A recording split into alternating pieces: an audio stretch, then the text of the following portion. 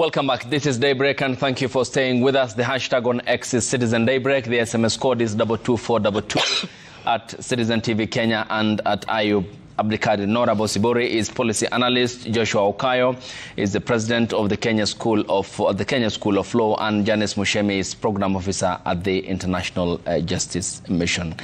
Ladies and gentlemen, thank you for your time. Nora, you talked about 2027.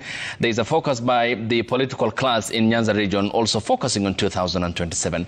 From the perspective of the young Kenyans, how can that be then a productive democratic exercise given the grievances they have expressed to the extent of breaching parliament and calling for good governance? How can 2027 be turned into an opportunity at the ballot to change the leadership we have in our country?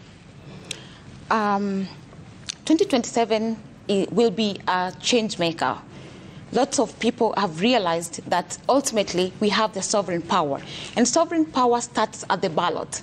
Because at the end of the day, when we talk about picketing and whatnot, it's actually going to rectify our mistakes at the ballot.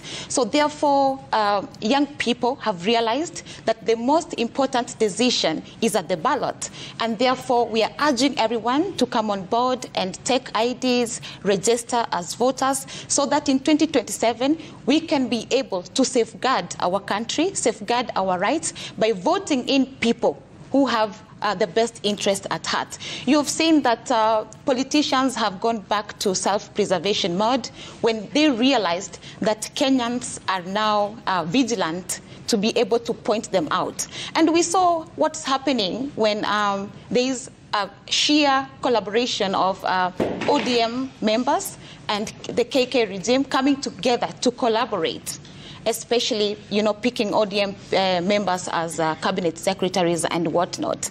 I think this is just, political gimmicks. They're just political maneuvers that are not going to help us going forward. What we need to know that these are just populist measures that are just giving President Ruto legitimacy to run, to kind of bring back public confidence and approval. But at the end of the day, we have to know that the structural economic issues persist. Still, we are grappling with a lot of issues of unemployment, and the manufacturing sector is dwindling. The education sector is dying. Our children are not going to school.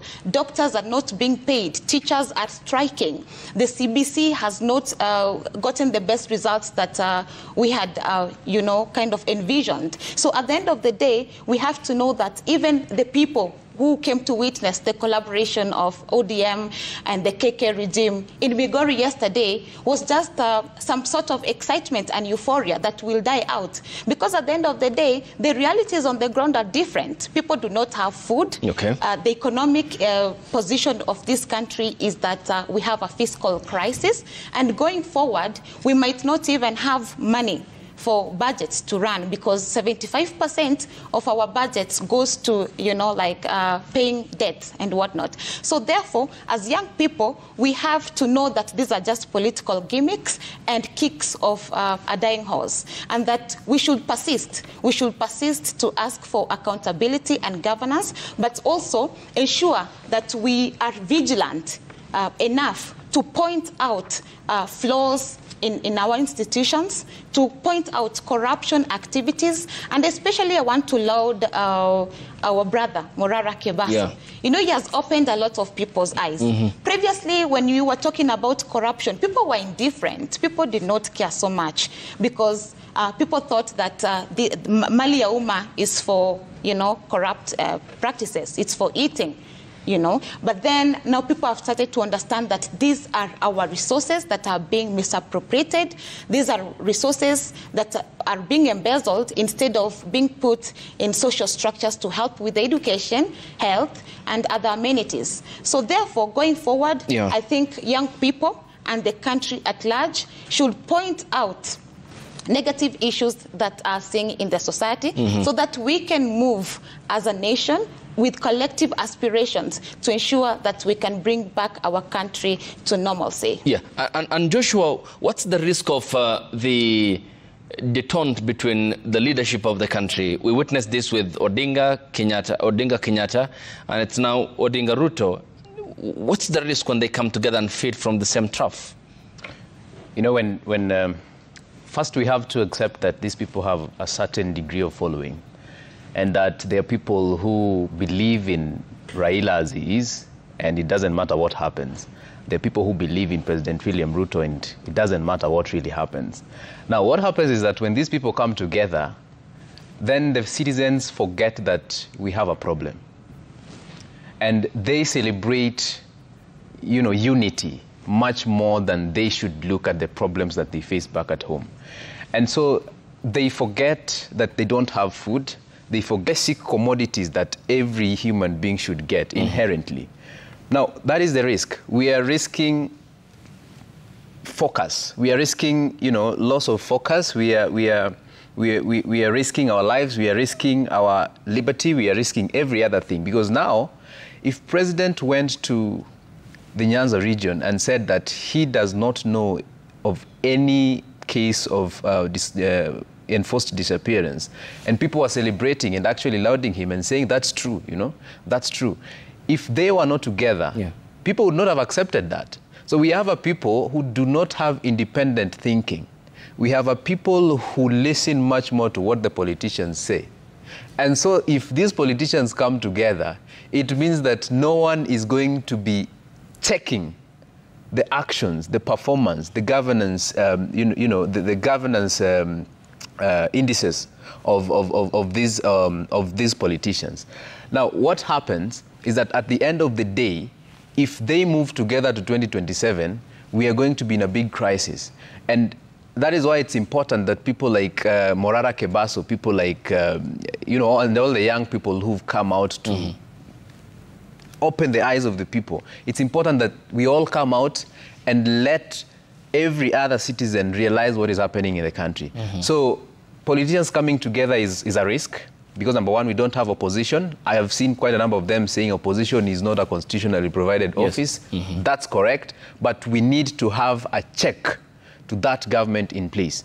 So that and that's why, isn't it, Joshua, because we have the majority and the minority side. Exactly. I mean, there is no defined opposition by our constitution, but Parliament as a whole should be the house that oversights the executive. Yes. Then isn't it then dangerous when you have the minority leader, Junaid Mohammed, who now assumes that role because Opiyo Wandayi was incorporated into the cabinet by the president, saying, while the president was seated there, that he is the minority leader and appears to be reading from the same hymn sheet as others from the opposite sides, the Kimani Ichung'was, the Silvanus Osoros, the Owen Bayers on the majority side, and the Naomi Wakos. And what then does this pose, and how will the young people then perceive this information? How do you then translate it? How do you decode it, given that you want change, and the political class that ought to be fighting for policy changes, which are friendly towards the young people, appear to be not interested in issues that are of pressing concern to you, the young folks? I actually saw Junaid saying he's now the official opposition leader. Anyway, here's the thing. It is upon us, the Kenyans, to now take charge. Because if we don't, we are going to have very punitive bills being passed in Parliament and made to law. Because now we have both the, we have both the opposition, we have both the minority team and the majority team on one side. We're going to have laws passed without check, without being read.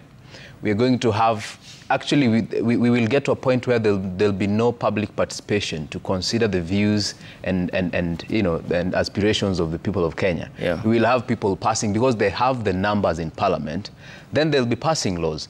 Now, that will boil down to, things like the IEBC that is not constituted right now.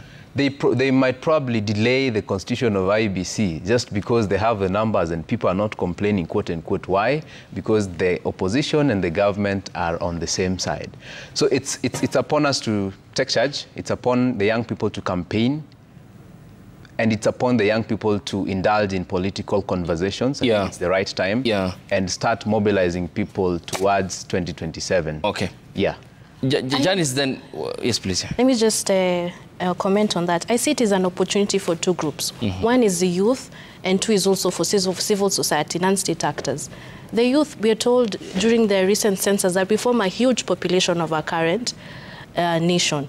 Now that our opposition has now come into government, we as a youth, we need to take this opportunity to hold them up to high standards of accountability and professionalism to ensure that they use our resources for our benefit and not for their benefit. Non-state actors and civil society now takes up that role of checking. They check the government, they check what they're doing, they check their finances. Yes, you say it is a greater risk, but I see it as a good opportunity for us to hold people to account. Yes. All right. And still on the same then, the president of the Kenya School of Law talks about how a campaign should shape up out of this. And given how young people can mobilize the energy we have seen on the streets against the finance bill, though it was a whole Kenya approach which had said no to the punitive tax measures that were contained in the bill that was rejected. How can they turn this opportunity now? How can they create the lemonade here, given what you're witnessing as the more or less selfish display of the common interest that binds the political class, and given that there's an opportunity where they can register as voters, which they haven't as required in the last time, where they can vote, which they haven't done because 8 million young Kenyans, a majority of them stayed out of the polls, and they have right to do so because we're in a democracy. Yes. How can they focus on these two areas, which are very grey, and if well exploited, can be the source of change in the country? I believe not all is lost because we still have Chapter 6 on leadership and integrity of our current leaders that are in place. But as my sister had mentioned, it all starts at the ballot. And this is where we need to have campaigns around the country, ensuring that our youth register, take IDs. Recently this week we had the government complain that they have very many IDs that are lying in their offices because people have not collected them. We need to ensure that these IDs get to the people at the ground so that 2027, when we get to elections, we have the opportunity to choose leaders who uphold the Chapter 6 of our Constitution, who do not have issues of graft or impunity or nepotism. We elect people who will serve the people.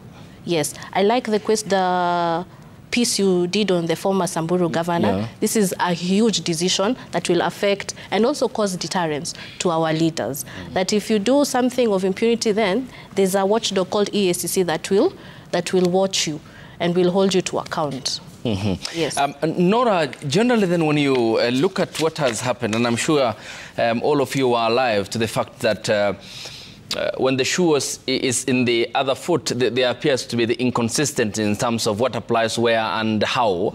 If you look at the case of a Kenyan called Miguna, who we were told that he was not a Kenyan, and deported unfairly so, went to court orders disobeyed.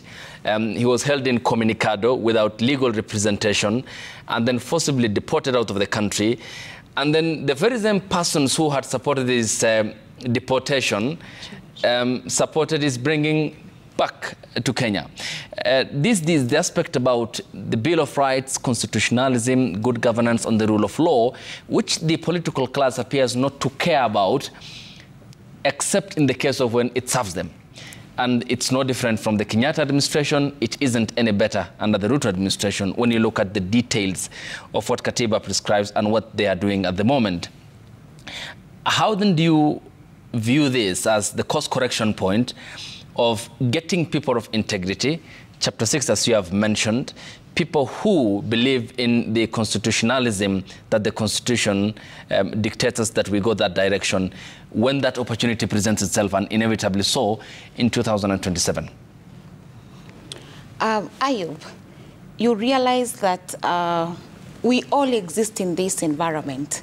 And I might quote Kamala Harris. She always says that nobody falls from a coconut tree. So that means all these people that we vote in, at some point, we have been able to interrogate what they've been able to do to the nation.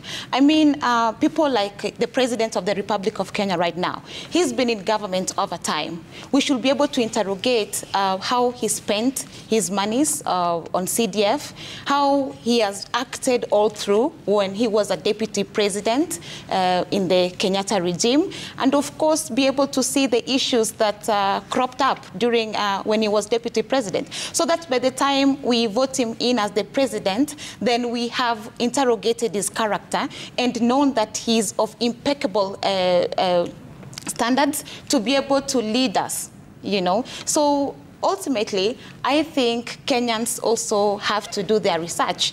We need to introspect. We need to do some deep soul searching, because at the end of the day, these are our people. We know them. I mean, we've had interviews over time and descriptions of these people come up. But then, of course, we are blinded by sometimes poverty. You know, poverty has been weaponized in this country. If I go to Kawangware right now, I might not be able to penetrate if I don't have some handouts for people, except that now people are, of course, now acknowledging that we need proper governance. But at the end of the day, as a people, we have to collectively consider our value systems and know that what is achievable and what are the steps to take. So therefore, saying that these people are changing midway when they're already in power is wrong. These are our people. We know them, we know their character, we are just blinded by the masks. And I think also we have a problem. We think that when somebody is very fluent and articulating issues properly, they are of impeccable character. But at the end of the day, look at what President Kibaki was able to achieve in 10 years.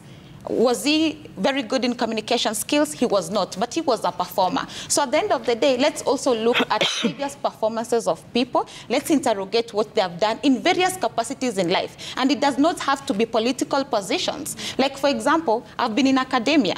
You can go to Technical University of Kenya, where I've lectured, and they will tell you who I was. You can go to KCA University, and they will tell you who I am. But then, if we are able to interrogate issues that way, then we are able to bring the character of people to the fore so that we make informed decisions at the ballot.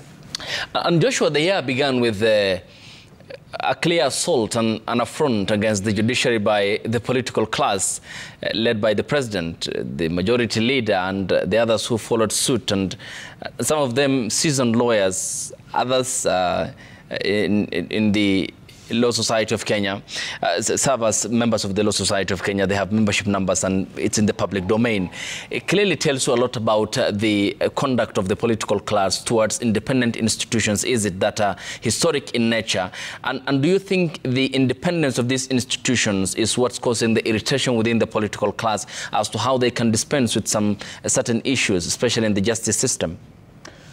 I actually remember in January myself, I was part of the lawyers' strike, and I went there because I knew it was a just cause, and I believed it was. It still is a just cause.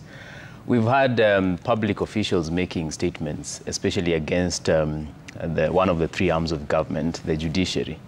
And let me tell you, the judiciary is, I think, one of the most refined. Actually, it is the most refined arm of government, because it is arm of government that has members who are selected, you know, on performance basis, meritocracy, you know.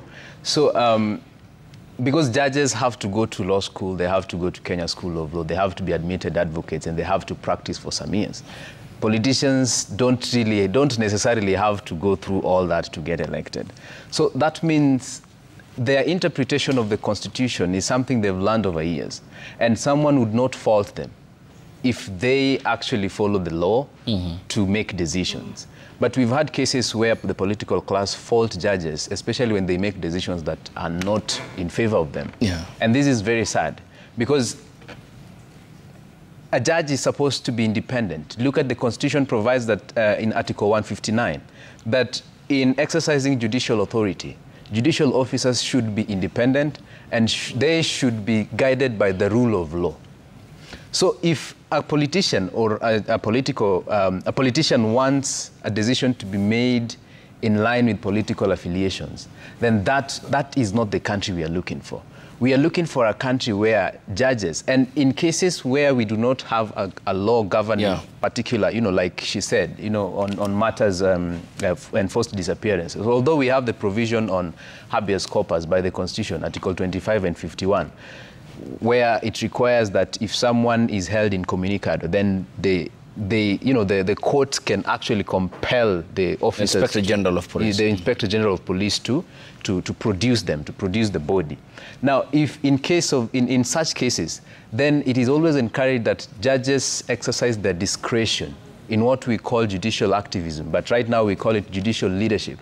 So judicial leadership is very important because, look, if we have a gap in law, Ayub, and we do not know what to be done, who is the best person to interpret, or who is the best person to actually advise at that point? Do we have to wait and go and change the law for us to come and make a decision?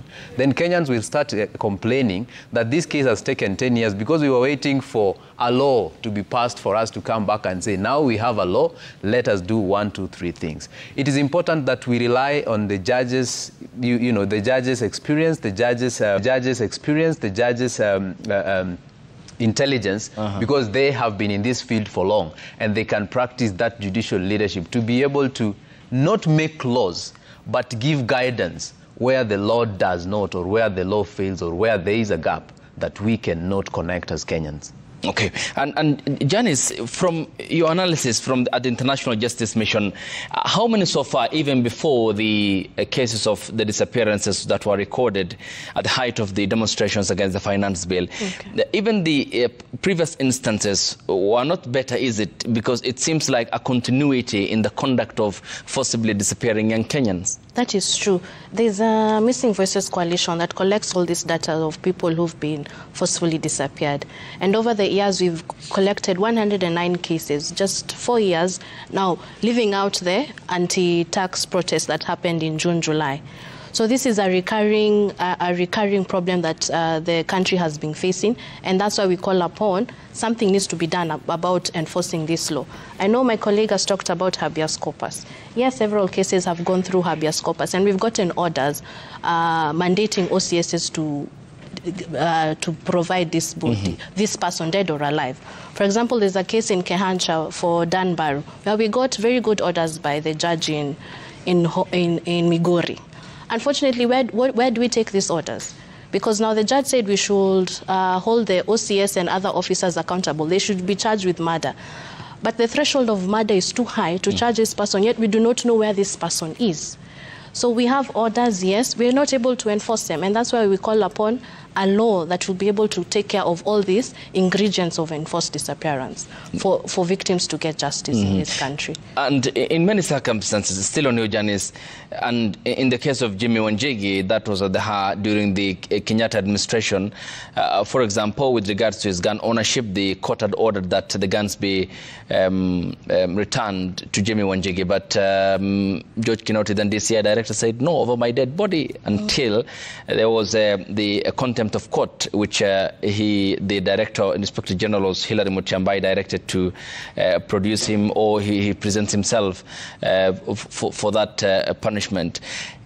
Given that, and state officers who say that such statements or make such statements, and the orders by the courts, isn't that then a trickling down bad behavior towards the Constitution and the institutions it establishes, and the orders that they give, but which are not adhered to, not only by the top leadership, but also those who are down? Isn't this a case of a system that is broken and which doesn't care about how the institutions govern or run the country? It is not entirely broken. It is just a few individuals that take advantage of it. It is unfortunate that judicial officers will issue orders and they're disobeyed.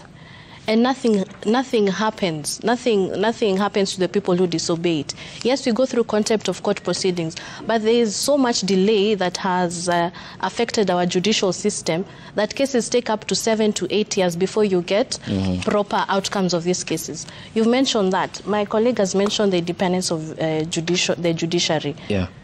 there are very many orders that are lying just in paper. They're not being implemented because of this. And we need to do something about it. The judiciary has to come out and do something about it to ensure that the orders that they give are actually implemented. It is such an unfortunate circumstance in our country. Yeah. Yes. And Nora, coming to you, one other major issue that affects the young people or young Kenyans is the question of corruption, and how, if well utilized and the loophole sealed, the money that is lost to corruption can do many things for the country, including the absorption at an employment level of young Kenyans. And for example, yesterday the anti-corruption court sentenced former Samburu County Governor to 8 years in prison or pay a fine of 85 million Kenya shillings. And this is in relation to some of the charges that the court had said included be barred from occupying public office for 10 years. He used his proxy husband that they also fined 83 million Kenya shillings or serve 8 years in jail.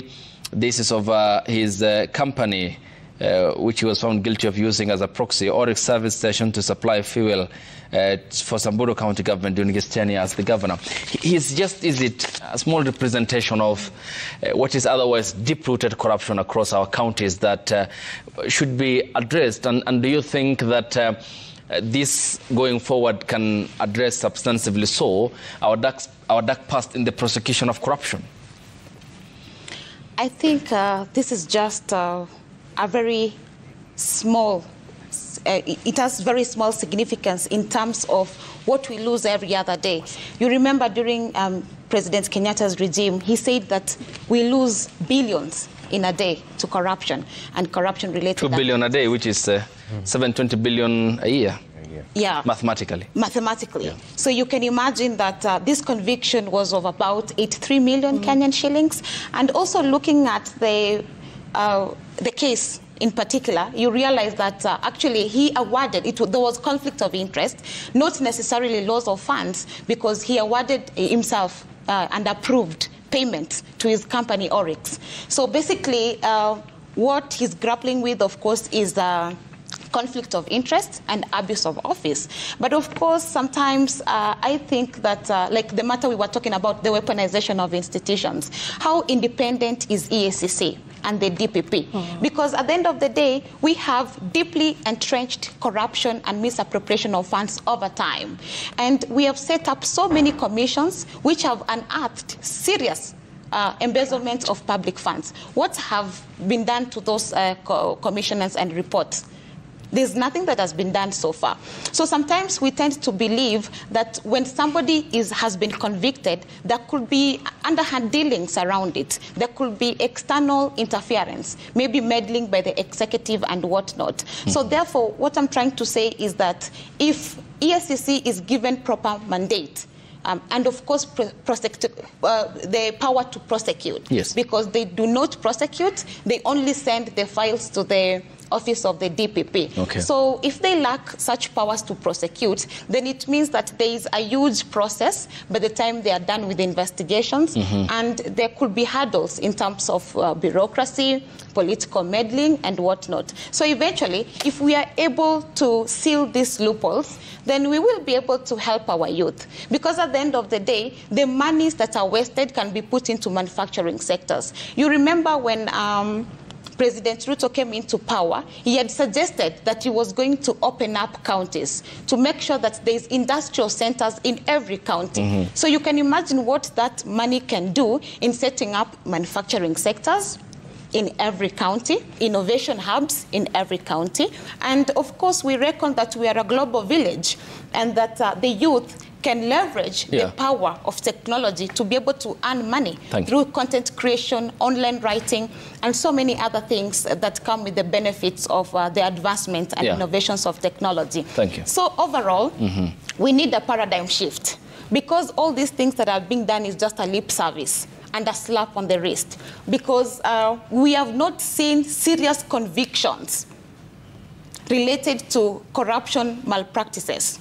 What we are seeing are just, I think, from the impeachment of former Governor Mwangaza and now the conviction of the former governor for Samburu, I think these are just political scores, and that the deep entrenched corruption practices have not been dealt with properly. Thank you. Let's now sample the feedback. I give you 1 minute each there. After we conclude this conversation, the hashtag on X is Citizen Daybreak. The SMS code is 22422. Daniel Kemba says empowering Kenyans youth means empowering the future of our nation. It's time for young voices to shape and uphold our constitution, ensuring a vibrant and a just society for all. The youths are ready to help our country. Bob Otieno Owino says the youth have bared the harassment brand for 14 years since the promulgation of Katiba, and we witnessed the Gen Z when they came against bad governance, and end results were killings and abductions. Teme Butia says Kenya is yet to ratify the International Convention for the Protection of All Persons from Enforced Disappearance, which came into force in 2010. Enforced disappearances constitute a crime against humanity as defined in international law.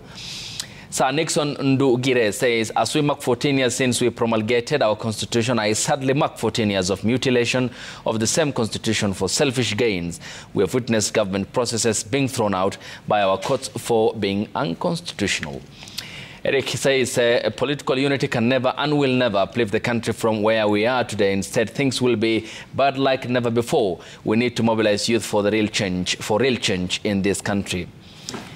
Clement says the broad-based government has 2 years to perform. Actually, 1, because 2026-27 is a campaign year. Last 2 years of UDA has been broken promises and blaming previous administration. It's a false start for the UDA-ODM combination to start politicking. Source Tin says the youth haven't been given enough visibility by the Constitution, and we need an amendment to have the youth engaged in government functions and offices. Joshua, starting with you 1 minute each, briefly. All right. We have 14-year constitution. I mean, 14-year-old constitution, the second born of our legal system in Kenya. It has provided so many gains that we need to realize, but we have not realized them because of political affiliations. Let us detach ourselves from political feelings and political affiliations and start thinking as a people, start thinking the rule of law, start thinking the principles of good governance. And of course, let us hold our leaders accountable. If the oversight authorities of the oversight institutions are not going to do that which they've been mandated to do, let the people of Kenya be the people to do that on their behalf. Thank you. Yes, Janice. Thank you. We have a constitution that caters for all of us, a constitution that puts the responsibility on the state to protect us. I urge citizens to read the constitution, understand the constitution, and guard it in all ways. Even as we approach our elections, make sure you go out, get your IDs, and make your decision at the ballot. We urge IEBC and other sectors to conduct awareness campaigns all throughout the country to inform our citizens of their rights and how they can enforce it. Thank you. Yes, Nora. Overall, I think we should be able to reform our social and political systems and do away with the cult of personality that stifles democracy. So overall, I think we are on a good trajectory, and in the end, we shall prevail. So let's keep pushing. Thank you. Your time is all appreciated, ladies and gentlemen. Joshua Okayo, the president, the Kenya School of Law, thank you for your time. Nora Bosibore, police analyst, good morning. Thank you for your time. Janice Mushemi is program officer at the International Justice Mission. Your time is all appreciated, and many thanks for finding time for the broadcast. Thanks to you too. Up next is a conversation on the preparation by the country on the MPOX, the Principal Secretary, the State Department of Public Health and Professional Standards. Mary Mudhoni will be with us here in studio for a short conversation on how prepared we are as a country.